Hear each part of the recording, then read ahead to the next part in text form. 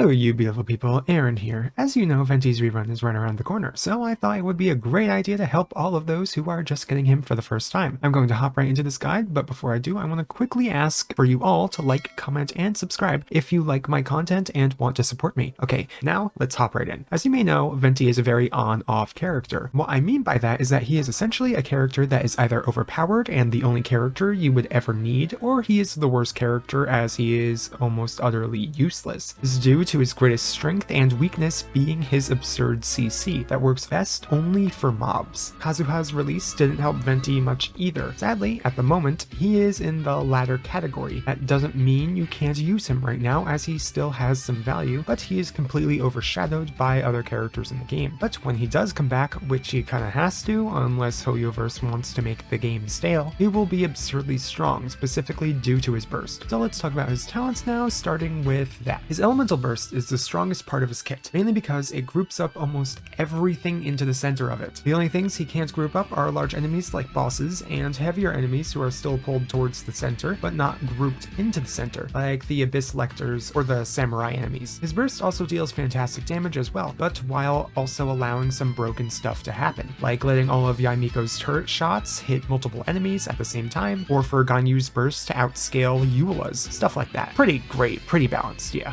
The best part about his burst is that the pull strength is tied to Venti's level, not talent level. Also, a majority of his damage will be coming from the swirl reaction too, which only scales with level, EM, and the 4-piece viridescent set. So you can only level up Venti to 80 out of 90, which I recommend, and still get amazing grouping and swirling, which is his main upside. He does not require talent levels because of this, but if you still want Venti to deal damage himself as more of a sub DPS, then it is best to level his burst first since it is his entire purpose. But that's all you really need to level. His burst is also amplified a bit from his Ascension 4 passive that refunds 15 energy to both himself and the characters whose element he swirled with his burst. His burst also has one other downside, however, and that's the fact that it can lift smaller enemies off the ground and out of a lot of characters' attack ranges. That's one of only 2 downsides. His skill is the next talent you can consider leveling if you would like, as it has the second most impact, but again, it is not necessary. Venti is able to summon a wind current to quickly knock up and deal animo damage to enemies by tapping this ability. However, there's a lot of end lag after using this ability, but it can be cancelled by using his burst immediately after or normal attacking. Holding this ability will have him charge up and release the wind current under himself, sending him and all enemies around him into the air. This serves as great vertical mobility, specifically for the overworld. His Ascension 1 passive amplifies this as it continues the wind current for 20 seconds when he summons it under himself, allowing you to be able to pretend that you have a Zhao. Lastly are his normal attacks. To recap, talent levels are less necessary than any other character, as most of his value comes from his own levels.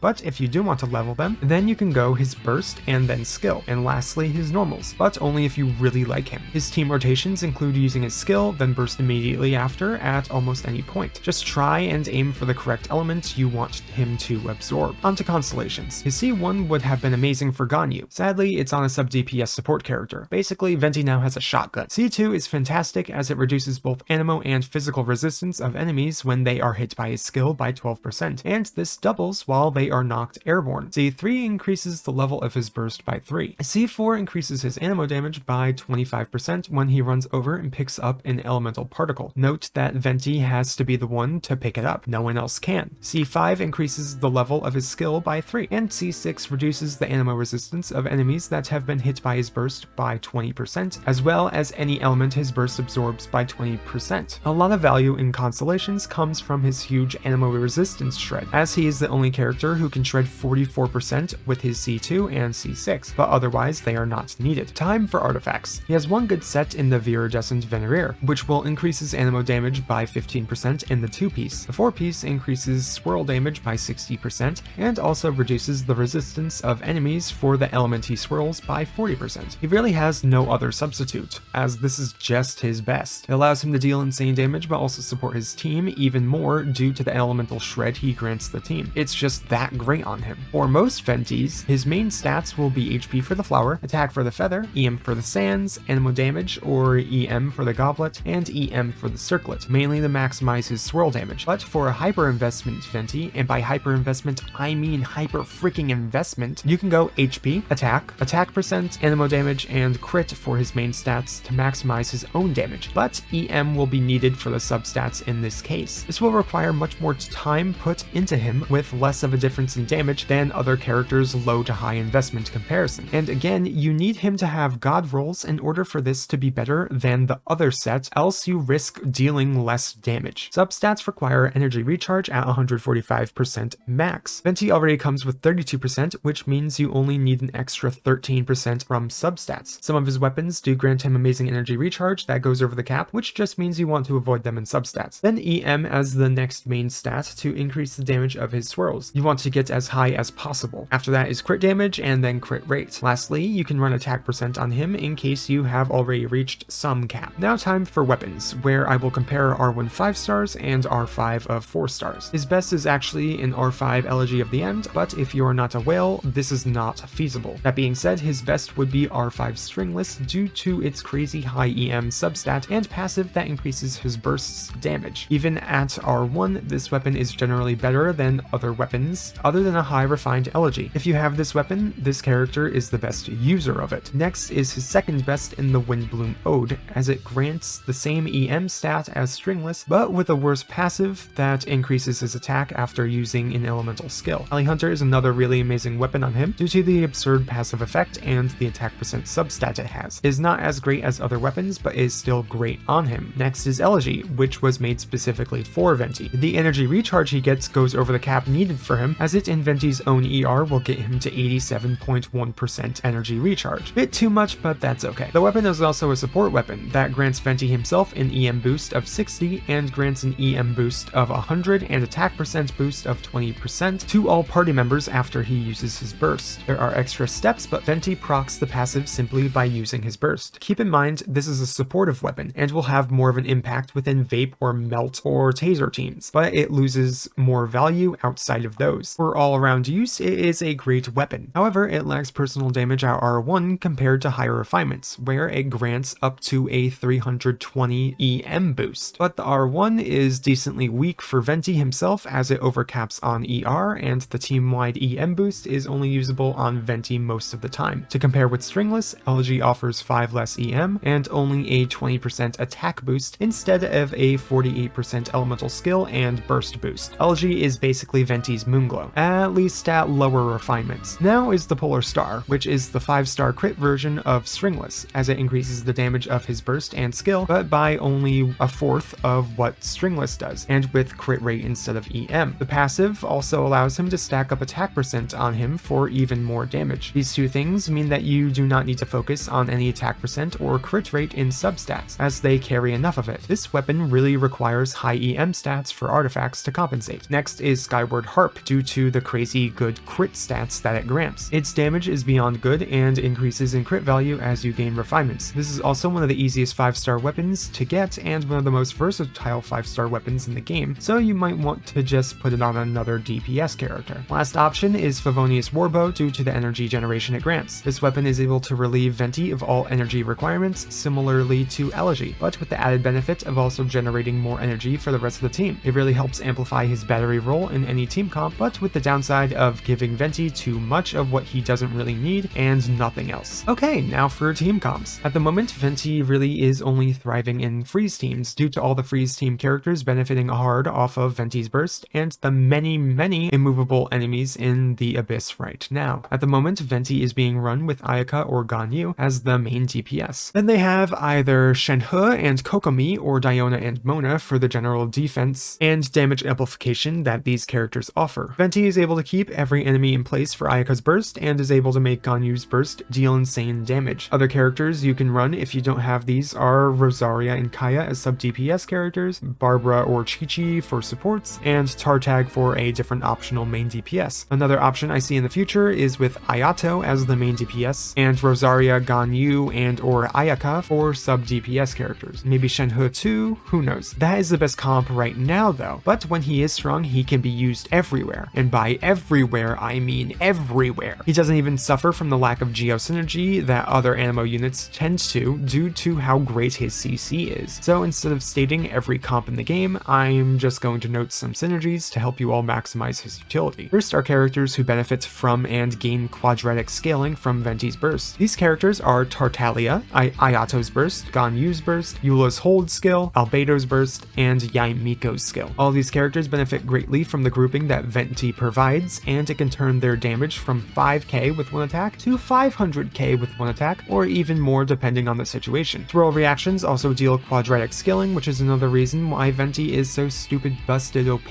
The other types of characters that benefit are characters who are able to easily reach the enemies in his burst, since them being lifted off the ground is normally a detriment, and the characters that really just benefit from grouped up and still targets. These characters are Ayaka, Raiden, Ayato's skill, Mona, Amber, Beidou, Bennett's burst, Lisa's burst, Albedo, Kokomi, Rosaria's burst, and Yoimiya's burst. Ayaka, Ayato, and Raiden are easily able to strike every enemy inside of Venti's burst with their normal and or charged attacks. Ayaka benefits from the stationary positioning of a large group of targets so no one walks out of her burst. Mona is easily able to hit and debuff those stationary targets too. Raiden and Albedo's skills, as well as Yoimiya's burst and Kokomi's normal attacks, now benefit from their AoE due to Venti's burst. Beidou is able to easily guarantee that her burst bounces for the maximum amount, and Bennett's, Lisa, Rosaria, Kokomi's skill, and Mona's as well are able to maximize the damage from their stationary AoE dot abilities, or in Bennett's case, just being able to keep everyone in one location. If you want to make a team comp with Venti, choose a character you like or a team comp you want to use from these that I stated, pick more synergies that Venti has or that the character has, and voila, a team comp. Some examples are Ayato or Tartag with Beidou and Yaimiko, Raiden, Yaimiko and Kokomi, Ayaka or Ayato, Yoimiya and Bennett, Ganyu, Ayaka and Diona. Whatever man, it really just works. Venti is just that broken. He can work everywhere when he's OP and only really struggles with bosses. He is really free to play friendly for some reason as well, making him such a great pick for low or no spending players. He's really just an amazing pickup and it's easy to play too. He may have been nerfed, but Hoyoverse seems to be adding more enemies that are not on 100% completely countered by Venti, but are still able to be yoinked by the Animo Twink. But that's all I have for today on my Venti guide for you all. If you did enjoy this video or found it informative, then please hit that like button down below and hit that subscribe button while you're at it. Also, I would love to hear what you guys think about Venti and his state right now, or any tips and tricks you have on him in the comments down below. But with that out of the way, I shall wish you all a farewell. Bye bye!